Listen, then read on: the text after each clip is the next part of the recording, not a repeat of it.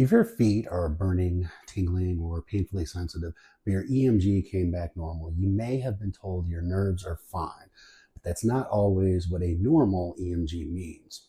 There are nerve fibers in your feet that a standard EMG and nerve conduction study don't evaluate very well. So if those smaller nerve fibers are the ones causing your symptoms, you can still have a real nerve problem, even though the test came back normal. I'm Dr. Michael Fitzmaurice, a peripheral nerve surgeon. Across more than 3,000 procedures I performed, one of the most important parts of evaluating a nerve problem was figuring out exactly where the problem was coming from, which nerve was involved, what type of nerve fiber was involved, and were we actually using the right test to look for it. So if your EMG was normal, but your feet still burn, tingle, or feel strangely sensitive, let me explain what might be going on. First, what does an EMG actually test? Usually when people say they had an EMG, they're talking about a combination of an EMG and a nerve conduction study. These tests are very useful. They can help evaluate larger peripheral nerve fibers, muscle function, certain nerve injuries, some nerve compression problems, and in some cases help determine whether symptoms may be coming from the spine. But your peripheral nerves are made up of different types of nerve fibers.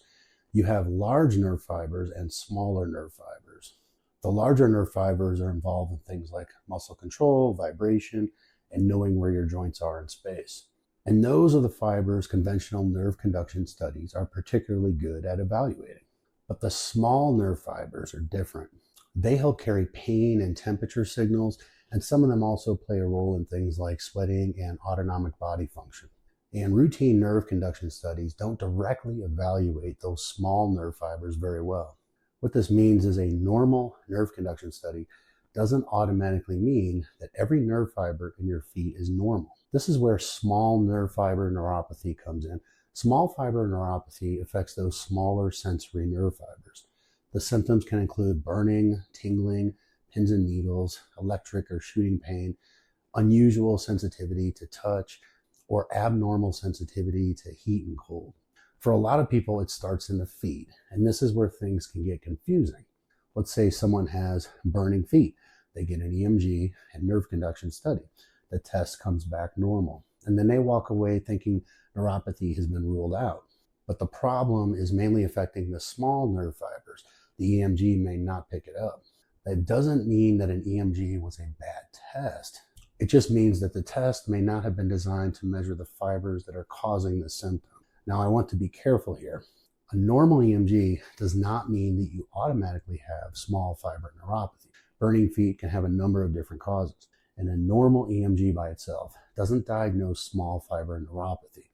It just means that small fiber disease may still need to be considered if your symptoms and physical exam fit that pattern. And a normal EMG can still be very helpful. It may make a significant large fiber neuropathy less likely. It can also help identify certain things like nerve entrapment. It could sometimes identify nerve problems coming from the spine.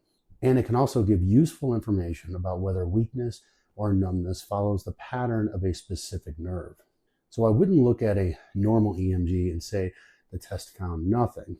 I'd look at it and ask, what did this test actually evaluate?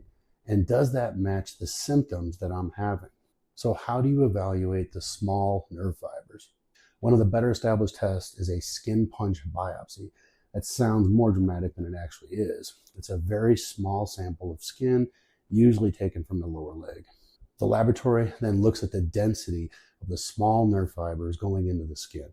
This is called the intraepidermal nerve fiber density. If that nerve fiber density is reduced and the symptoms and exam also fit, that can support a diagnosis of small fiber neuropathy. Now, there are other tests that may also be used depending on the situation. These can include things like quantitative sensory testing and certain autonomic tests. But the bigger point is this: no one test should replace the entire clinical picture. You don't diagnose small fiber neuropathy simply because somebody has burning feet. And you don't rule it out just because an EMG was normal. You look at the symptoms, the pattern, you look at the examination, and then you choose the test that actually makes sense for the problem you're trying to identify. But even if you do find small fiber neuropathy, that's only half the job, because the next question is more important. Why is this happening? Neuropathy tells you that a nerve is damaged or not functioning normally. It doesn't automatically tell you why. So depending on the person, you may need to look at things like diabetes, pre-diabetes, glucose regulation, nutritional deficiencies, certain medications, toxic exposures, autoimmune disease, or other medical conditions. And sometimes even after an appropriate evaluation, a clear cause still isn't found. That's one of the reasons I don't like treating neuropathies as if it's one single disease with one single solution. You have to move past the symptoms. So instead of stopping at my feet burn, the next question should be which nerve fibers are involved? And then after that, what may be damaging those nerve fibers? These sort of questions start moving you toward a more useful treatment plan. There's also another issue that can make this more confusing. Not every person with burning or tingling feet has a generalized neuropathy. Sometimes a specific peripheral nerve is being irritated or compressed, and those two problems can look very similar. A generalized neuropathy often affects both feet in a fairly symmetrical pattern, and it may start in the toes and gradually move upward. A focal nerve compression may follow the distribution of a specific nerve. Sometimes the symptoms change with position or activity. Sometimes there's weakness in a particular muscle group, and sometimes people can actually have more than one problem at the same time.